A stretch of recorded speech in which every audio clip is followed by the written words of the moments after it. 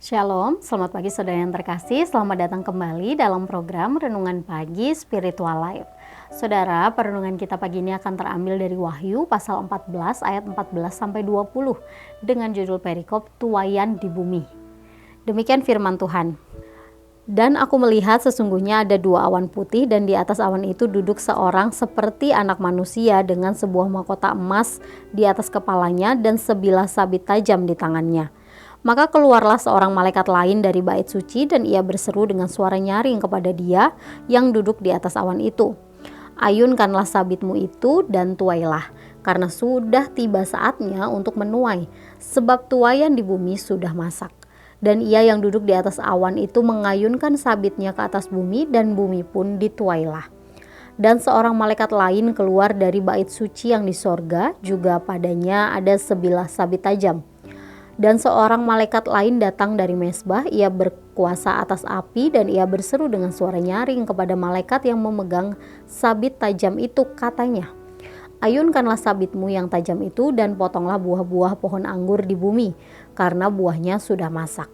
Lalu malaikat itu mengayunkan sabitnya ke atas bumi dan memotong buah pohon anggur di bumi dan melemparkannya ke dalam kilangan besar, yaitu murka Allah. Dan buah-buah anggur itu dikilang di luar kota dan dari kilangan itu mengalir darah. Tingginya sampai ke kekang kuda dan jauhnya 200 mil. Saudara yang terkasih, dalam perikop yang baru saja kita baca, di sini Rasul Yohanes melihat kedatangan Kristus yang kedua kali di atas awan. Kedatangan ini menandakan bahwa hari penghakiman itu telah tiba. Lalu sesuai dengan perintah Allah Bapa yang disampaikan oleh malaikat, Kristus mengayunkan sabit dan mulai menuai. Dalam penuaian inilah gandum dan ilalang itu dipisahkan. Dalam Alkitab, istilah gandum seringkali diibaratkan dengan orang-orang percaya, sedangkan ilalang itu diibaratkan sebagai orang yang tidak percaya. Saat itulah Kristus datang kembali ke dunia untuk menuai umatnya yang setia. Kemudian terlihat juga malaikat lain sedang menuai orang-orang yang membenci Kristus, atau diibaratkan sebagai anggur yang sudah matang. Artinya, buah dari keberdosaan dari orang-orang tersebut telah matang dan siap untuk dituai. Mereka kemudian dilemparkan ke dalam kilangan besar yang melambangkan penghukuman Allah. Semua kejahatan dan dosa yang mereka lakukan akan diadili di sana. Nah, saudara, hal ini merupakan kebiasaan orang Yahudi, di mana mereka biasanya memeras anggur dengan cara menginjak-injak anggur tersebut. Demikian juga yang dilakukan oleh Allah, di mana Dia akan menghukum dosa. Saudara-saudara yang terkasih, penglihatan dalam perikop yang kita baca hari ini menunjukkan sisi keadilan Allah. Orang yang hidup dengan mengikuti keinginan dosa akan menerima hukuman yang kekal. Puncak dari hukuman ini adalah tuaian akhir yang dipimpin oleh Kristus. Pesan dari penglihatan ini disampaikan kepada jemaat yang saat itu sedang teraniaya. Tujuannya adalah agar mereka dikuatkan. Keadilan Allah melalui penuaian ini menjadi sumber harapan bagi mereka. Sehingga meskipun mereka menderita saat itu, bahkan mati mungkin, oleh karena iman mereka, itu semua tidak akan sia-sia.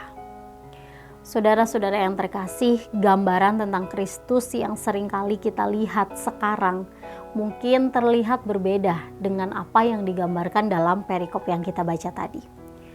Saat ini orang percaya terbiasa melihat Kristus sebagai pribadi yang lemah lembut dan juga penuh kasih.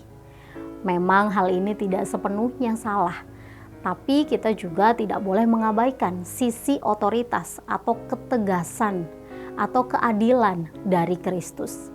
Saat Kristus datang kembali ke dunia, Dia akan menjadi hakim yang tegas dan adil.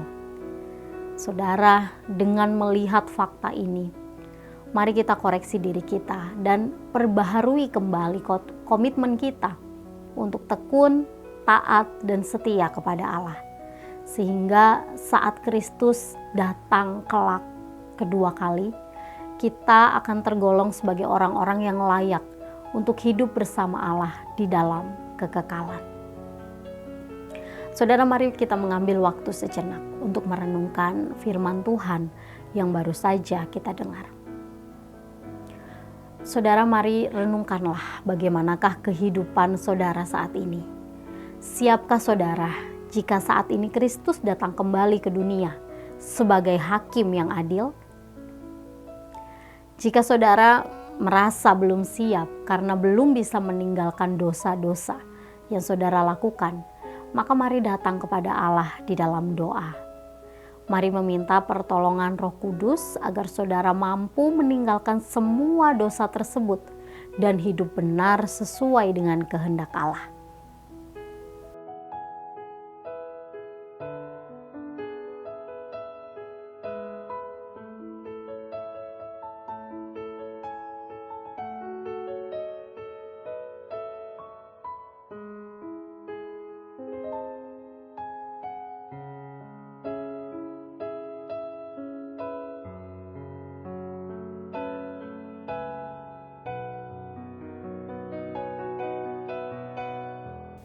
Demikian renungan kita hari ini, mari kita berdoa.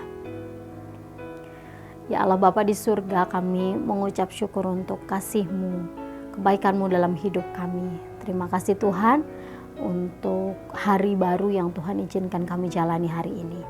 Ya Tuhan, kami juga bersyukur untuk kebenaran firman-Mu yang mengingatkan kami bahwa selama kami masih diberi kesempatan untuk hidup di dunia ini, maka kami harus terus berusaha hidup benar, hidup taat di hadapan-Mu Tuhan. Ampuni kami Tuhan jika selama ini mungkin kami menyepelekan hal-hal kebenaran ini Tuhan. Dan bimbing kami, tolong kami supaya dalam setiap langkah kehidupan kami melakukan hal-hal yang sesuai dengan kehendak-Mu. Kami serahkan seluruh hidup kami Tuhan ke dalam tangan kuasa-Mu. Dalam nama-Mu kami berdoa dan mengucap syukur. Haleluya. Amin. Demikian renungan kita hari ini. Selamat pagi, selamat beraktivitas. Tuhan Yesus memberkati.